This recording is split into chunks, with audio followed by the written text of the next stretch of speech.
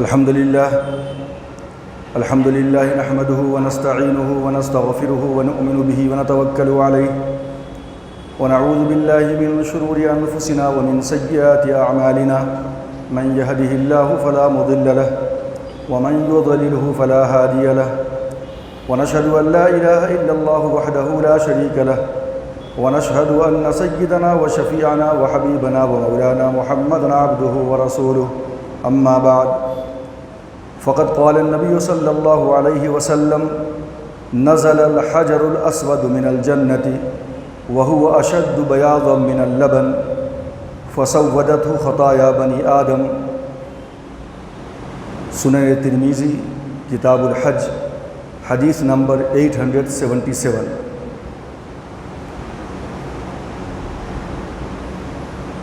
بزرگان محترم، عزیز ساتھیو، میں نے نبی آخر الزماں جناب محمد رسول اللہ صلی اللہ علیہ وسلم کا ایک ارشاد آپ کے سامنے نقل کیا، جس کو حدیث کی معروف و مشہور کتاب ترمذی نے کتاب الحج کے اندر صفحہ نمبر حدیث نمبر 877 ہے، یہ اس کا ذکر کیا ہے، جس کے اندر اللہ کے رسول نے ارشاد فرمایا کہ حجر اسود جنت سے اتارا گیا، اور یہ جس وقت جنت سے آیا اشد بیاضا من اللبن، یہ دودھ سے کہیں زیادہ سفید تھا، فسودته خطایا بنی آدم، اور پھر آدم کی خطاؤں نے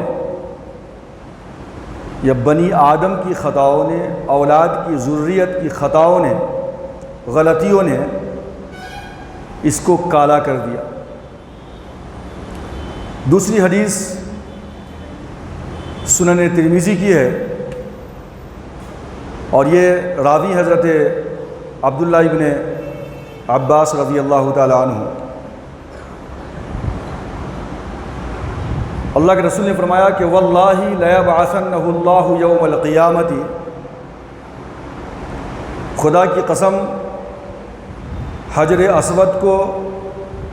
میدان قیامت کے اندر حاضر کیا جائے گا، لہو عینان یبصر بہما ولسان ینطق بہ یشہد علی من استلمہ بحق۔ اللہ تبارک و تعالی حجر اسود کو دو آنکھیں عنایت کرے گا جس سے وہ دیکھے گا، پہچانے گا، وَلِسَانٌ يَنْطِقُ بِهِ، اور پروردگار عالم حجر اسود کو زبان بھی عطا کرے گا کہ جس کے ذریعے سے وہ گویا ہوگا، قوت گویائی اس کے اندر آ جائے گی۔ یشہد علی من استلمہ بحق، اور جس شخص نے بھی حق کے ساتھ، اخلاص کے ساتھ، سچی نیت کے ساتھ اس کو چوما ہوگا، اس کا استلام کیا ہوگا، اس کے متعلق پروردگار عالم کی بارگاہ میں وہ گواہی دے گا۔ یہ بھی ترمذی شریف کی حدیث ہے کتاب الحج کی، اور حدیث نمبر ہے 961۔ آپ جانتے ہیں کہ چاہے وہ حج ہو، چاہے وہ عمرہ ہو، نفلی ہو، طواف ہو، نفلی حج ہو، کہ حج کی شروعات خانہ کعبہ کے استلام سے ہوتی ہے، اس کو چھو کر کے ہوتی ہے، یا پھر اگر چھونے کا موقع نہیں مل سکا تو اس کی طرف اشارہ کرتے ہیں اور اللہ اکبر کہہ کر پھر وہاں سے آپ جو ہے اپنا طواف شروع کرتے ہیں۔ تو اسی کو اللہ کے رسول نے ارشاد فرمایا کہ من استلمہ بحق یشہد علی من استلمہ بحق، کہ یہ حجر اسود قیامت کے دن گواہی دے گا ہر اس شخص کے لیے کہ جس نے حجر اسود کو چوما ہوگا یا اس کو اشارہ کیا ہوگا، اور پھر اس کے بعد اس نے اپنا 7 طواف کا چکر جو ہے مکمل کیا ہوگا۔ اسی طریقے سے ترمذی کی ایک اور حدیث ہے، اللہ کے رسول نے ارشاد فرمایا کہ ان الرکن والمقام یاقوتتان من یاقوت الجنہ، طمس اللہ نورہما ولو لم یطمس نورہما لأضاءتا ما بین المشرق والمغرب، حدیث نمبر 878۔ ترمذی شریف کی حدیث ہے کہ اللہ کے رسول نے ارشاد فرمایا کہ بے شک ان الرکن والمقام، رکن سے مراد حجر اسود اور مقام سے مراد مقام ابراہیم جو وہیں قریب میں ہے، دیکھنے والے دیکھ چکے ہیں، جانتے ہیں۔ یاقوتتان من یاقوت الجنہ، کہ حجر اسود اور مقام ابراہیم یہ جنت کی موتیوں کے اندر سے دو موتی ہے، اور موتی کی خوبی ہوتی ہے کہ اس میں روشنی ہوتی ہے، وہ چمکتی ہے، لیکن پروردگار عالم نے اس کی چمک کو، اس کی روشنی کو ختم کر دیا، اس کے نور کو بجھا دیا۔ طمس اللہ نورہما، اللہ نے ان دونوں کے نور کو ختم کر دیا، حجر اسود کے اور مقام ابراہیم کے۔ مقام ابراہیم بھی وہ پتھر ہے جس پہ چڑھ کر کے ابراہیم علیہ السلام خانہ کعبہ کی دیوار سیدھی ہو رہی ہے، ٹیڑھی ہو رہی ہے، اس کا مشاہدہ کیا کرتے تھے، وہ بھی ایک پتھر ہے۔ اور حجر کا مطلب پتھر ہے، اور اسود کا مطلب ہے کالا، تو مطلب حجر اسود کالا پتھر۔ طمس اللہ نورہما، اللہ نے ان دونوں کے نور کو، روشنی کو ختم کر دیا۔ ولو لم یطمس نورہما، اور اگر پروردگار عالم ان دونوں کے نور کو ختم نہیں کرتا، اس کی روشنی کو نہیں بجھاتا، لأضاءتا ما بین المشرق والمغرب، تو ان دونوں کے نور کی وجہ سے ساری دنیا منور ہو جاتی، روشن ہو جاتی، لیکن اللہ نے ان دونوں کے نور کو ختم کر دیا۔ اس سے پتہ چلتا ہے کہ حجر اسود کی اہمیت کتنی زیادہ ہے حدیث کی روشنی کے اندر۔ اب یہ حجر اسود آپ کو معلوم ہے کہ تاریخ کے اندر ایسا دور بھی آیا ہے کہ کئی مرتبہ لوگوں نے حجر اسود کے ساتھ گستاخی کا عمل کیا ہے، غلط حرکتیں کی، گرزوں سے مارا ہے، اس کو چور چور بھی کیا ہے، اس کے کئی ٹکڑے ہو گئے ہیں۔ اور آج بھی جو حجر اسود ہے خانہ کعبہ کے اندر لگا ہوا، وہ کوئی ایک ثابت پتھر نہیں ہے پورا، بلکہ وہ کئی ٹکڑوں میں بٹا ہوا ہے۔ آپ شاید یہ نہ جانتے ہوں کہ 1571 عیسوی کے اندر جب ترکیوں کی حکومت تھی، عثمانیوں کی، تو اس زمانے کے اندر بطور برکت کے بادشاہ کے حکم سے حجر اسود کا 6 ٹکڑا ٹرکی لے جایا گیا، اور آج بھی ایک مسجد ہے، اس مسجد کے اندر اس کے 4 ٹکڑے لگے ہوئے ہیں حجر اسود کے، آج بھی 2023 کے اندر ہم چل رہے ہیں۔ اور 1571 کا واقعہ ہے، یہ 400 سال کے آس پاس تقریباً جو ہے، یا اس سے زیادہ گزر گیا ہے، ابھی بھی حجر اسود کا وہ 6 ٹکڑا ترکی کے اندر ہے۔ ایک بادشاہ کے مقبرے کے اندر لگا ہوا ہے، اور ایک پتھر کسی دوسرے جو ہے مزار کے اوپر لگا ہوا ہے۔ تو یہ 6 پتھر کا حجر اسود کا 6 ٹکڑا ترکی کے اندر ہے، لیکن ان کا یہ کہنا ہے کہ ہم بطور برکت کے اس کو لے گئے ہیں وہاں۔ لیکن جو مقام اور جو جگہ سارے کے سارے عالم اسلام کے مسلمانوں کا مرکز ہے، اور جس کے پاس پروردگار عالم نے آسمان سے بھیجا تھا فرشتوں کے ذریعے سے، تو اس کو وہیں لگا ہونی چاہیے، لیکن آج جہاں بھی ہے، وہ ترکی کے اندر استنبول میں آج بھی ہے، وہ غلط ہے، اور ہمارا مطالبہ ہونی چاہیے کہ جو اس کی جگہ ہے خانہ کعبہ، اس کو وہاں تک پہنچایا جائے۔ تو ایک تو یہ ہو گیا کہ حجر اسود کے ٹکڑے ہوئے، اور جو ہے 6 ٹکڑے ترکی کے اندر ہیں۔ آپ یہ بھی جانتے ہیں کہ جب اللہ کے رسول صلی اللہ علیہ وسلم کی عمر تقریباً 35 ایئرز تھی، آپ نے 40 سال میں نبوت کا اعلان کیا ہے۔ جب آپ کی عمر 35 سال کی تھی تو اس وقت ایک بہت بڑا طوفان آیا تھا، فلڈ، اور جس کی بنیاد پہ خانہ کعبہ کی پوری بلڈنگ جو ہے تہس نہس ہو گئی تھی۔ تو قریش کے لوگوں نے مل کر کے خانہ کعبہ کی دوبارہ پھر سے تعمیر کی تھی، اور حجر اسود کو بھی وہاں سے نکال لیا تھا۔ حجر اسود کو اس کے مقام پہ نصب کرنے کے لیے لوگوں میں بڑا اختلاف ہو گیا، اور بہت اس بات کی گنجائش تھی کہ تلواریں آپس میں ایک دوسرے کے خلاف کھنچ جاتی، لیکن پھر یہ ایک فیصلہ ہوا کہ جو حرم کعبہ کے اندر کل صبح سویرے سب سے پہلے جو آئے گا وہی شخص اس بات کا فیصلہ کرے گا کہ حجر اسود کو اٹھا کر اس کی پرانی جگہ پہ کون نصب کرے گا، کون لگائے گا۔ اور کرنا یہ ہوا کہ اللہ تبارک و تعالیٰ نے سب سے پہلے صحن کعبہ کے اندر، حرم کعبہ کے اندر مدینہ کے تاجدار فخر موجودات سرور کونین احمد مصطفیٰ محمد مصطفیٰ جناب محمد رسول اللہ صلی اللہ علیہ وسلم کو بھیج دیا، اور اس کے بعد اللہ کے رسول نے جو فیصلہ کیا وہ آپ جانتے ہیں کہ ایک بہت بڑی چادر بچھائی گئی اور اس کے اندر حجر اسود کو ڈالا گیا، اور آپ نے فرمایا کہ جتنے بھی قبائل ہیں، قبائل کے جو لیڈرز ہیں،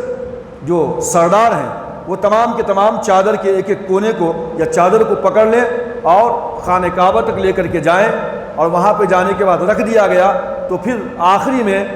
جناب محمد رسول اللہ صلی اللہ علیہ وسلم نے اپنے دست مبارک سے اس حجر اسود کو اٹھا کر وہیں لگا دیا جہاں پہ وہ پہلے سے لگا ہوا تھا۔ حضرت سیدنا ابراہیم علیہ السلام نے بھی بنایا تھا، تو اس وقت آپ نے لگایا تھا، اسی مقام پہ آپ نے اس کو لگا دیا۔ اس کے بعد میں آپ کے سامنے آج ایک ایسے گروہ کا تذکرہ کروں گا، ایک ایسے فرقے کا کہ جس فرقے کا تعلق بھی اہل تشیع کے گروہ سے ہے، شیعہ حضرات کے گروہ سے، اور اہل تشیع کے جہاں بہت سارے سیاہ کارنامے ہیں، اس فرقے کے فرقہ باطنیہ جس کا نام ہے، یا فرقہ کرامتہ، تاریخ میں ہم پڑھتے ہیں کرامتہ، یہ جو دو فرقے ہیں ان کے جہاں سیاہ کارنامے ہیں کہ انہوں نے مذہب کو کس طریقے سے کھیل کود اور تماشا بنا دیا، اور مذہب کے اندر کس طریقے سے نئی نئی باتوں کو داخل کیا، کیسے بدعات کو فروغ دیا، اور رسم و رواج کو انہوں نے مذہب کے نام کے اوپر لوگوں کے درمیان فروغ دیا، میں اس کا بھی تذکرہ آپ کے سامنے کروں گا۔ اور ان کا یہ سیاہ کارنامہ کہ انہوں نے حجر اسود کو خانہ کعبہ سے چرایا، اور 1 سال 2 سال نہیں بلکہ تقریباً 22 ایئرز 22 سالوں تک خانہ کعبہ حجر اسود سے خالی پڑا رہا، اور لوگ جاتے تھے جب حج کرنے کے لیے تو خانہ کعبہ کی جگہ کے اوپر استلام کرتے تھے، چومتے تھے اور نکل جاتے تھے۔ تو 22 سالوں تک خانہ کعبہ حجر اسود سے خالی رہا۔ میں آج ان کی ہسٹری آپ کے سامنے رکھوں گا۔ آپ کو پھر سے ایک بار یاد دلا دوں کہ ہم سب بہت سارے سید کہلاتے ہیں، سادات۔ سادات کسے کہتے ہیں؟ لوگ سید ہوتے ہیں، معلومات نہیں ہوتی ہے سادات کون ہیں۔ تو جو حضرت علی رضی اللہ تعالی عنہ اور حضرت فاطمہ کی طرف جو اپنے آپ کو منسوب کرتے ہیں، یعنی حضرت علی رضی اللہ تعالیٰ عنہ کی فاطمی اولاد، بنو ہاشم سے فاطمی اولاد، وہ اپنے آپ کو سادات کہتے ہیں اور وہ سید کہلاتے ہیں۔ ابھی کسی صاحب نے مجھ سے فون پہ سوال کیا تھا کہ لڑکی کے نام کے پیچھے لگا ہوا ہے علوی، تو سید لکھنے والے بھی کبھی کبھی علوی لکھتے ہیں۔ ابھی علوی کیا ہے؟ تو اکثر و بیشتر اہل تشیع اپنے نام کے آگے علوی لگاتے ہیں اور سید کے ساتھ بھی لگا دیتے ہیں۔ تو سادات میں اور علوی کے اندر فرق یہ ہے کہ حضرت علی رضی اللہ تعالیٰ عنہ کی وہ اولاد جو حضرت فاطمہ الزہرا رضی اللہ تعالیٰ عنہ سے نہیں ہے، بلکہ حضرت علی رضی اللہ تعالیٰ عنہ نے اور کئی شادیاں کی ہیں۔ حضرت فاطمہ الزہرا رضی اللہ تعالیٰ عنہ کی وفات کے بعد ان سے جو نسل چلی ہے دوسری بیویوں سے، تو غیر فاطمی اولاد حضرت علی رضی اللہ تعالیٰ عنہ کی جو ہے وہ حضرات اپنے آپ کو علوی لکھتے ہیں، علوی لگاتے ہیں۔ یہ فرق ہے دونوں کے اندر۔ سادات کے اندر اور علوی کے اندر۔ اب آپ یہ بھی جانتے ہیں، پہلے بتا چکا ہوں کہ امامیہ فرقہ، اسماعیلیہ فرقہ، اثنا عشریہ فرقہ یا سبعیہ فرقہ، کیسانیہ فرقہ، زیدیہ فرقہ، کچھ باتیں آپ کے سامنے پہلے آ چکی ہیں۔ امامیہ، اسماعیلیہ اور اثنا عشریہ، ان کا یہ عقیدہ ہے کہ امامت صرف اور صرف حضرت علی رضی اللہ تعالیٰ عنہ کی فاطمی اولادیں جو ہیں اسی نسل میں امام ہمارا رہے گا، اور حضرت علی رضی اللہ تعالیٰ عنہ کے جو غیر فاطمی اولاد ہے، یعنی حضرت علی کی فاطمہ کے علاوہ جو دوسری بیویاں ہیں ان سے جو نسل چلی ہے ان کے اندر امامت کا اختیار کسی کو حاصل نہیں ہے۔ یہ فرق سمجھ لیں۔ زیدیہ فرقہ کا یہ کہنا ہے کہ حضرت علی ابن حسین امام زین العابدین کے نام سے جن کو ہم جانتے ہیں، میدان کربلا میں بچ گئے تھے،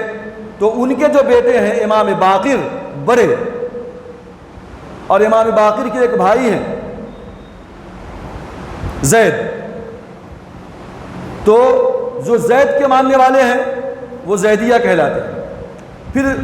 مختار بن عبید ثقفی، جس کا ٹائٹل لقب کیسان تھا، جو ان کو ماننے والے ہیں، اور وہ جو ہے محمد بن حنفیہ کو، جو حضرت علی رضی اللہ تعالیٰ عنہ کی دوسری بیوی سے تھے، ان کو مانتا تھا، لہٰذا وہ کیسانیہ کہلایا، یہ زیدیہ کہلایا۔ اور زیدیہ کا اور کیسانیہ کا یہ کہنا ہے کہ امامت حضرت علی کی غیر فاطمی اولاد کے اندر بھی چل سکتی ہے، لہٰذا شیعہ کا بعض گروہ محمد بن حنفیہ جو حضرت فاطمہ رضی اللہ تعالیٰ عنہ سے نہیں ہے، دوسری بیوی سے ہے، ان کو بھی اپنا امام مانتا ہے، اور ان سے بھی ایک امامت کا سلسلہ ان کے نزدیک چلتا ہے۔ اب یہ بھی آپ کے سامنے بات کئی بار آ چکی ہے کہ حضرت علی رضی اللہ تعالیٰ عنہ نمبر 1، حضرت حسن نمبر 2، حضرت حسین 3، علی ابن حسین 4، امام باقر 5، امام جعفر صادق 6، اور امام جعفر صادق کے بیٹے موسیٰ کاظم، اور موسیٰ کاظم کے بعد علی رضا، علی رضا کے بعد محمد جواد، محمد جواد کے بعد علی ہادی، اور علی ہادی کے بعد حسن عسکری، اور حسن عسکری کے بعد امام مہدی جو 4 سال کی عمر میں غائب ہو گئے تھے۔ یہ 12 تک سلسلہ پہنچتا ہے، جس کو ہم کہتے ہیں اثنا عشریہ۔ لیکن امام جعفر صادق رحمۃ اللہ علیہ کے دوسرے بیٹے جو بڑے تھے، اسماعیل، جو حضرت امام جعفر صادق کی زندگی میں ان کا انتقال ہو گیا تھا، لہٰذا شیعہ کے کچھ گروہ نے اسماعیل کو اپنا امام مانا اور موسیٰ کاظم کو امام نہیں مانا۔ جنہوں نے موسیٰ کاظم کو مانا، اس کے بعد پھر وہ جو ہے علی رضا، جواد، علی ہادی اور حسن عسکری اور امام مہدی، یہ اثنا عشریہ کہلائے۔ جنہوں نے حضرت موسیٰ کاظم کے بڑے بھائی حضرت اسماعیل کو اپنا امام مانا، جن کا انتقال پہلے ہو چکا تھا، تو ان لوگوں نے حضرت اسماعیل کے چھوٹے بیٹے محمد بن اسماعیل کو اپنا امام مان لیا، اور یہ 7ویں ہو گئے۔ یہ سبعیہ کہلاتے ہیں، اور اسماعیل تھے چونکہ نام، اس لیے اسماعیلیہ کہلایا۔ آپ کے سامنے اس کا ذکر ہو چکا ہے۔ اب میں یہ اس لیے دہرا رہا ہوں کہ چونکہ اسماعیلیہ کا جو گروہ ہے، جو فرقہ ہے، میں نے کہا تھا کہ انہوں نے کافی ترقی کیا ہے اور حکومت کی ہے، اور اسماعیلیہ کا جو فرقہ تھا، گروہ تھا، ان کو دعویٰ تھا کہ ہم سب کے سب جو ہے حضرت علی رضی اللہ تعالیٰ عنہ کی فاطمی اولاد سے ہمارا تعلق ہے۔ یہ محبت اہل بیت کا دم بھرتے تھے، لیکن محبت اہل بیت کے اندر میں ان کے عقیدے کیا تھے، ان کے باطل خیالات کیا تھے، میں آپ کے سامنے وہ بھی رکھ دوں کہ اس سے پہلے آ چکی ہے بات کہ 7 پہ امام ختم ہو گیا۔ اسماعیل انتقال ہو چکے تھے، بیٹے محمد بن اسماعیل، یہاں پہ امامت ختم ہے سبعیہ کی، اسماعیلیہ کی۔ لیکن انہوں نے ایک پوسٹ کریٹ کیا تھا، امام تو نہیں ہے، امام مستور، امام غائب، لیکن امام کی جگہ پہ ایک پوسٹ کریٹ کیا، نیا پوسٹ کیا تھا، داعی مطلق۔ اور اب جو بھی داعی مطلق ہوگا وہ آن بہاف آف امام ہوگا، اور امام کی روح اس کے اندر منتقل ہو جائے گی۔ تو پتہ چلا کہ اسماعیلیہ کے گروہ کے اندر ہندوؤں کا عقیدہ آوا گون، تناسخ ارواح، یعنی ایک انسان کی روح مرنے کے بعد کسی دوسرے انسان میں ٹرانسفر ہو جاتی ہے، کسی جانور میں ٹرانسفر ہو جاتی ہے، یہ عقیدہ اسماعیلیوں کا ہے۔ اسماعیلیہ کا جو میں نے کہا تھا کہ ایک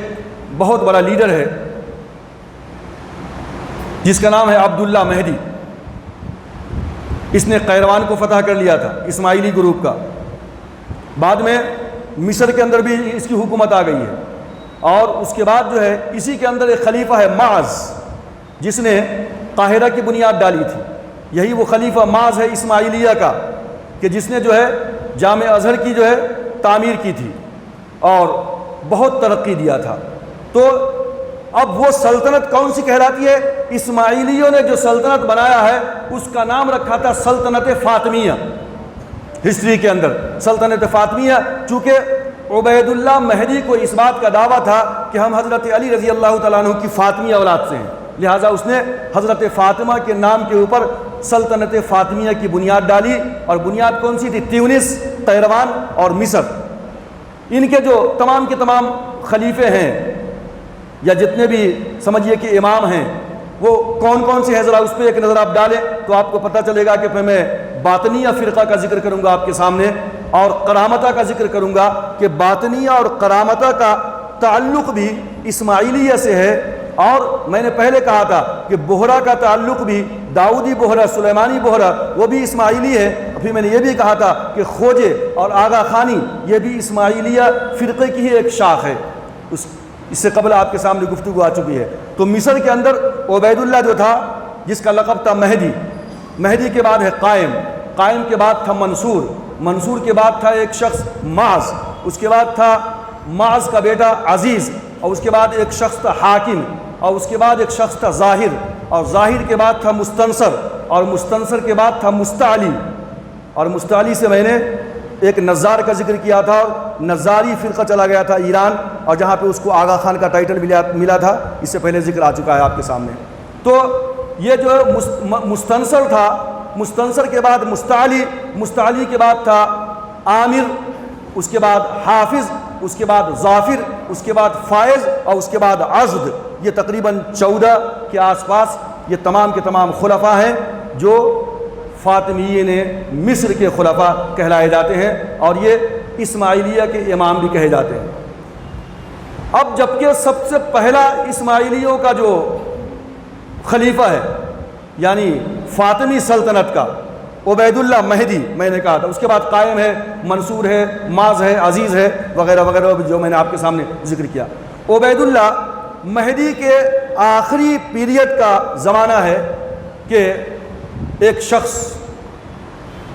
ابو طاہر سلیمانی یا سلیمان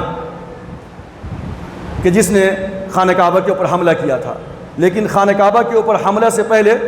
تھوڑا سا بیک گراؤنڈ میں آپ کو بتا دوں کہ ایک شخص تھا جس کا نام تھا ابو الخطاب اسدی۔ ابو الخطاب اسدی یہ بانی ہے، ڈائریکٹر ہے، فاؤنڈر ہے فرقہ باطنیہ کا۔ اب یہ فرقہ باطنیہ کیا ہے؟ باطنیہ اس کو آپ سمجھیے۔ باطنیہ کا مطلب یہ ہے کہ ابو الخطاب اسدی یہ کہتا تھا اور جتنے بھی اس کے ماننے والے تھے کہ قرآن کا ایک ظاہری ہے، قرآن کی آیت، اور ایک اس کا باطنی مفہوم ہے، اور اس کا باطنی مفہوم سوائے امام کے کوئی دوسرا نہیں جان سکتا، اسی لیے اس کو باطنیہ فرقہ کا نام دے دیا گیا۔ دوسرے یہ کہ اصل میں یہ جو کام کر رہا تھا یہ بنو عباس کی حکومت کے ڈر سے خفیہ طور پہ اپنی حکومت بنانا چاہ رہا تھا، لہٰذا چھپ چھپ کر کے یہ کام کرتا تھا، اسی لیے اس کو باطنیہ کہہ دیا گیا۔ اب اہل باطنیہ فرقہ اور اس کے بعد ایک نکلتا ہے کرامتہ، یہ دونوں کا جو عقیدہ ہے اسلام کے بارے میں وہ کیا ہے؟ اور یہ کرامتہ اور باطنیہ آپ کو بتا دوں کہ یہ بھی شاخ ہے کس کی؟ اسماعیلیہ کی، اسماعیلی شیعہ کی شاخ ہے یہ۔ کچھ اختلافات کی بنیاد پہ الگ حکومت قائم کیا تھا ان لوگوں نے، لیکن بعد میں پھر مصر کی حکومت کو یعنی فاطمی سلطنت کو قبول کر لیا۔ تو ان کے خیالات، ان کے عقائد کیا تھے؟ کرامتہ کے عقائد، باطنیہ کے عقائد، جو اسماعیلی شیعہ کا فرقہ ہے اسی کی ایک شاخ ہے، ان کا عقیدہ یہ تھا کہ اللہ تبارک و تعالی محمد رسول اللہ صلی اللہ علیہ وسلم کے اندر حلول کر گیا، وہاں سے علی سے حسن حسین، اور اس کے بعد علی ابن حسین، اور پھر جو ہے امام باقر امام جعفر صادق، اللہ یہاں تک اتر کے آ گیا، اور اس کے بعد ابو الخطاب اسدی کے اندر اللہ اتر کے آ گیا۔ ایک عقیدہ اس کا یہ تھا۔ دوسرا یہ عقیدہ یہ بھی تھا کہ نبوت اور رسالت، میں نے آپ کے سامنے کہا تھا کہ شیعہ کے اندر ایک فرقہ غرابیہ بھی ہے۔ غراب کا مطلب کوا، اور دو کوا سامنے ہو تو پتہ نہیں چلتا، پہچاننا مشکل ہوتا، لہذا ان کا عقیدہ یہ ہے کہ حضرت علی رضی اللہ تعالیٰ عنہ کی اور محمد رسول اللہ صلی اللہ علیہ وسلم کی روح آپس میں دو کالے کوے کی طرح سملر ہے، لہٰذا اصل میں نبوت ملنی تھی علی رضی اللہ عنہ کو، لیکن نعوذ باللہ جبریل سے مسٹیک ہو گئی، بائی مسٹیک حضرت علی کے پاس نہ جا کے محمد صلی اللہ علیہ وسلم کے پاس چلے گئے، اسی لیے محمد صلی اللہ علیہ وسلم نبی بن گئے، ورنہ نبی کون ہوتے تھے؟ حضرت علی رضی اللہ تعالیٰ عنہ۔ یہ بھی ان کا عقیدہ ہے۔ ایک عقیدہ یہ باطنیہ فرقہ کا یہ بھی ہے اور کرامتہ کا کہ نبوت محمد رسول اللہ صلی اللہ علیہ وسلم سے ٹرانسفر ہو کے علی کی طرف، حسن کی طرف، حسین کی طرف، اور اس کے بعد پھر علی ابن حسین اور امام باقر امام جعفر صادق رضوان اللہ تعالیٰ علیہم اجمعین تک آئی، اور اس کے بعد نبوت امام جعفر صادق سے ابو الخطاب اسدی کے اندر آ گئی۔ یہ فرقہ باطنیہ کا ڈائریکٹر ہے ابو الخطاب اسدی تاریخ کے اندر، یہ فرقہ تھا، شیعہ کا فرقہ ہے۔ اچھا، ایک اور بات، اپنی بیوی سے ہم بستری کے بعد غسل ضروری نہیں ہے، یہ بھی ان کا عقیدہ تھا۔ نماز کی کوئی حیثیت نہیں ہے، عید دو ہی ہے، وہ دوسرا دن ہے، مہرجان اور نوروز، یہ سمر اینڈ ونٹر کے اندر ایک سیزن ہوتا ہے، اس وقت ان کا جو ہے ان کی عید ہوتی ہے، ان کا روزہ ہوتا ہے۔ اسی طریقے سے ان کے اور بھی ایسے باطل خیالات تھے، فاسد خیالات تھے کہ جس سے پتہ چلتا ہے کہ عیاشی کا پورا اڈا تھا اس کے نزدیک۔ اس سے پہلے میں نے آپ سے کہا تھا کہ بعض فرقوں کے نزدیک شادی کے لیے گواہ کی ضرورت بھی نہیں ہے، لڑکا لڑکی کمرے میں داخل ہو گیا تو نکاح ہو گیا۔ تو اس طرح کے جو ہے، اچھا، حج اور عمرہ باطنیہ کے نزدیک اور کرامتہ کے نزدیک حج اور عمرہ خانہ کعبہ پہ نہیں ہوگا، بلکہ بیت المقدس کے اوپر یروشلم جا کر کے حج وہاں کریں گے، عمرہ وہاں کریں گے، یہ بھی ان کا عقیدہ ہے۔ اچھا، یہ کون لوگ ہیں؟ محبت اہل بیت کے دعوے دار ہیں، اپنے آپ کو فاطمی اولاد سے منسوب کرتے ہیں، لیکن عقیدہ اس طرح کا ہے، گمراہ فرقہ ہے۔ ابو الخطاب 138 ہجری کے اندر اس کا سر قلم کر دیا گیا بدماشیوں کی وجہ سے، اور اس کا سر جو ہے جعفر منصور کے دربار میں پیش کر دیا گیا۔ لیکن اس کا ایک بہت بڑا چیلا تھا، میمون القداح نام تھا اس کا۔ میمون القداح نے یہ دعویٰ کیا کہ میں جو ہے امام جعفر صادق رحمۃ اللہ علیہ کا جلیس ہوں، ان کا قریبی آدمی۔ پھر بعد میں چل کر کے اس نے، میمون بن قداح نے اپنے بیٹے عبداللہ، میمون ایک شخص ہے، اس کا نام عبداللہ تھا، عبداللہ کو محمد بن اسماعیل علیہ السلام، اسماعیل جو امام جعفر صادق کے بیٹے ہیں، ان کے بیٹے جو ہے محمد ہیں، محمد بن اسماعیل کا روحانی بیٹا قرار دیا میمون نے اپنے بیٹے عبداللہ کو۔ پھر اس کچھ دنوں کے بعد محمد بن اسماعیل کا جانشی قرار دیا، اور اس کے بعد جب عبداللہ کی عمر 17 سال کی ہوئی تو میمون قداح نے کیا کیا کہ امامت کا دعویٰ کر دیا کہ عبداللہ جو ہے آپ اب امام ہیں۔ یہ عبداللہ بڑا چالباز تھا اور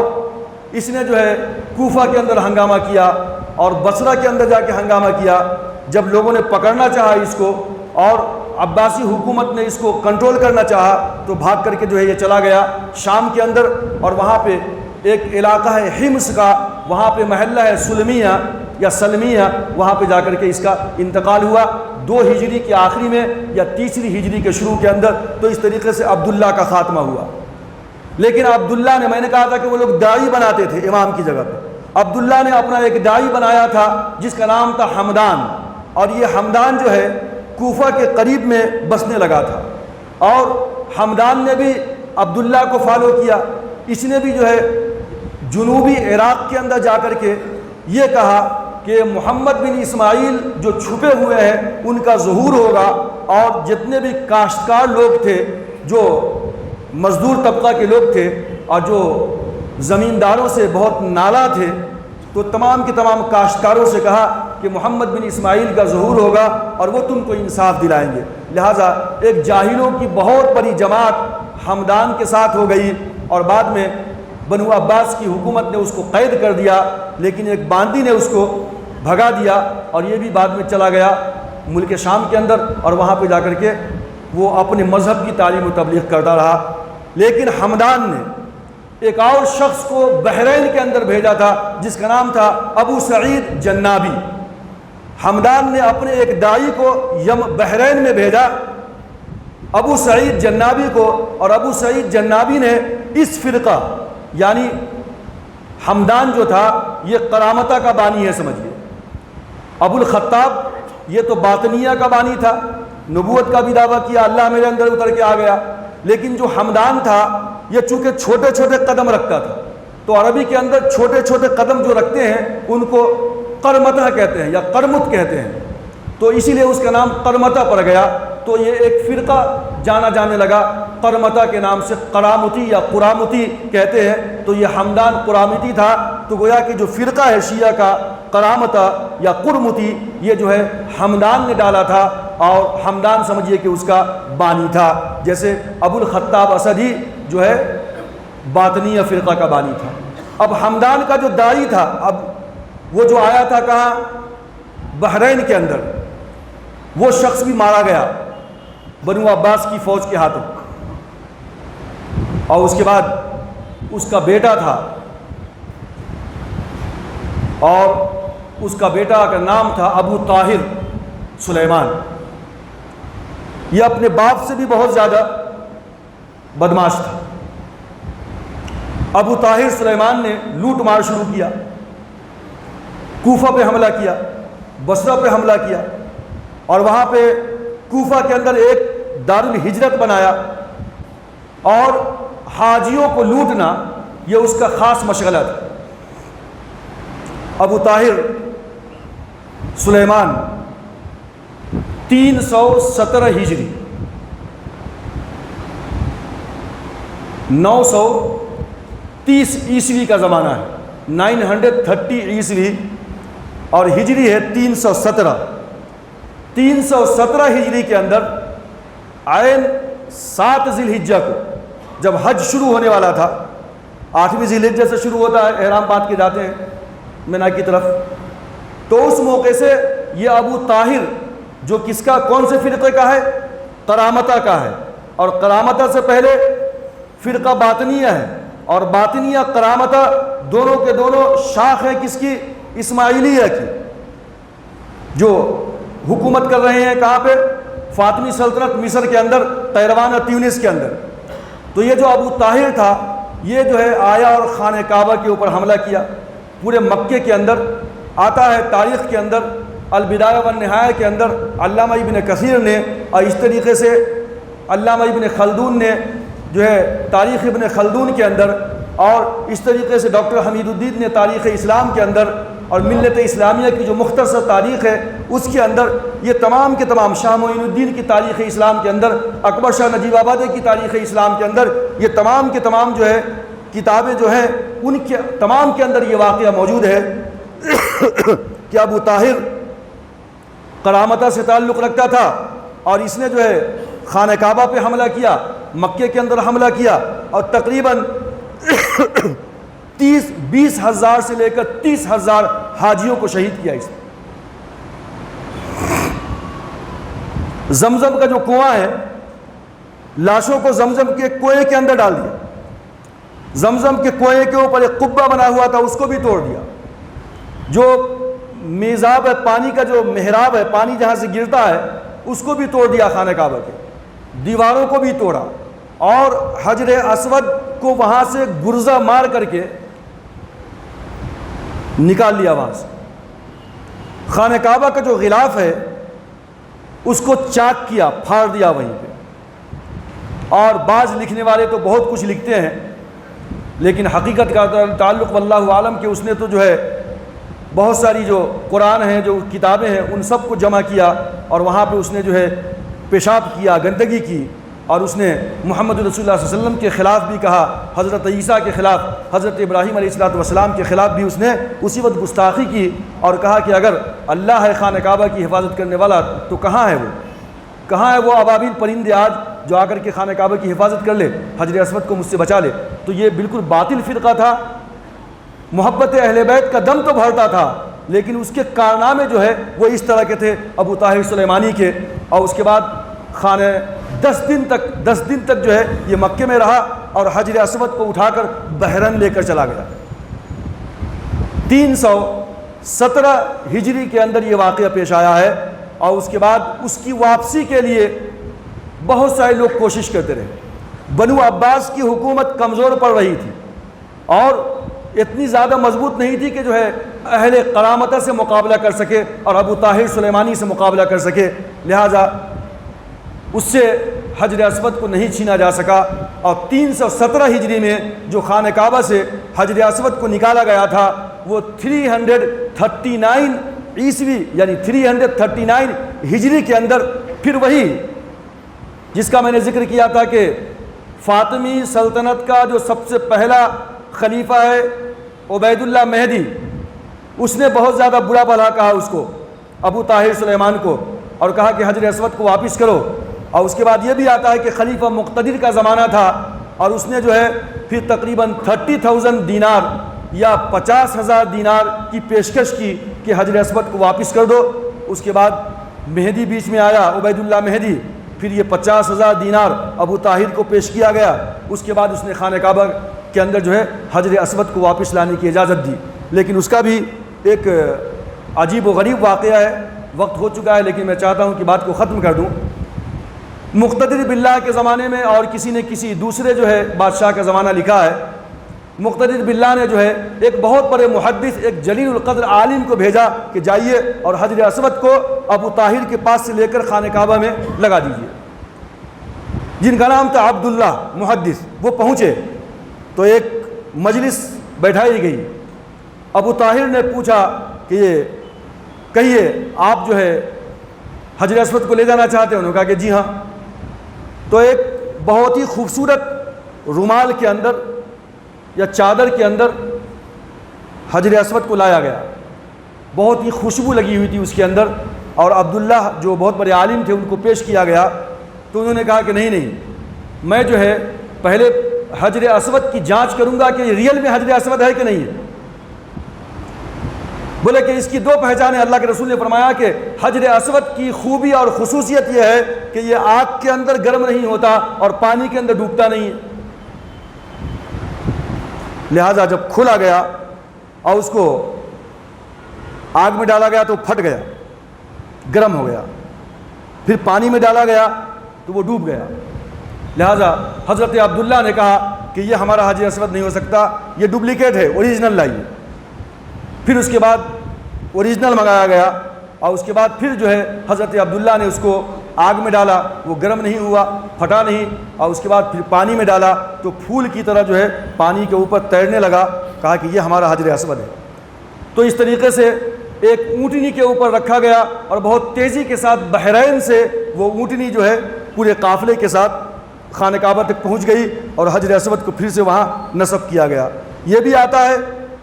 البدایہ والنہایہ کے اندر، علامہ ابن کثیر نے لکھا ہے کہ جس وقت حجر اسود کو ابو طاہر لے کر کے جا رہا تھا خانہ کعبہ سے چرا کر کے، تو اس وقت جو ہے تقریباً 40 اونٹنیاں راستے میں مر گئی تھی. جس جو ہے اونٹ کے اوپر یہ حجر اسود کو ڈالتا تھا وہ تھوڑی دیر کے بعد اونٹنی مر جایا کرتی تھی. تو تقریباً 40 اونٹنیاں مر گئی تھیں، لیکن واپسی میں ایک دبلی پتلی اونٹنی کے اندر وہ طاقت و قوت پیدا ہوئی کہ بہت تیز رفتاری کے ساتھ جو ہے وہ خانہ کعبہ تک پہنچ گئی اور حجر اسود کو پھر سے وہاں پہ نصب کر دیا گیا. تو یہ جو اہل کرامتہ ہے یا جو ہے پھر یہ باطنیہ فرقہ ہے جو اسماعیلیہ کی ایک شاخ ہے، یہ جو ہے شیعہ کا ایک ایسا فرقہ ہے کہ جن کے بہت سارے ایسے سیاہ کارنامے کہ جنہوں نے بہت ساری بدعات کو مذہب اسلام کے اندر داخل کر دیا اور محبت اہل بیت کا دم بھرنے کے باوجود اسلام کے تمام قوانین کو جو ہے بالکل رد و بدل کر دیا. اور ان تمام کے تمام سیاہ کارناموں کے اندر سے ایک سب سے بڑا سیاہ کارنامہ اہل کرامتہ کا یا باطنیہ فرقہ کا یا شیعہ فرقہ کا یہ ہے کہ انہوں نے حجر اسود جیسی مقدس جو ہے پتھر کو خانہ کعبہ سے چرایا اور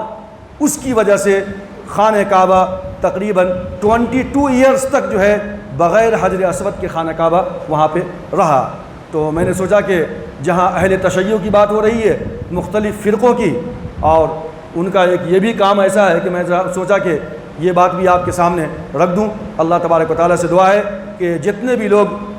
خانہ کعبہ کی طرف اپنی غلط نگاہ رکھتے ہیں، غلط نیت رکھتے ہیں دنیا کے اندر، تبارک و تعالیٰ ان تمام کو نیست و نابود کر دے اور اللہ تبارک و تعالیٰ ہم تمام لوگوں کو وہاں تک جو ہے رسائی حاصل کرنے کی اللہ تبارک و تعالیٰ توفیق عطا فرمائے. وآخر الدعوانا ان الحمد للہ رب العالمین. جو حضرات سنت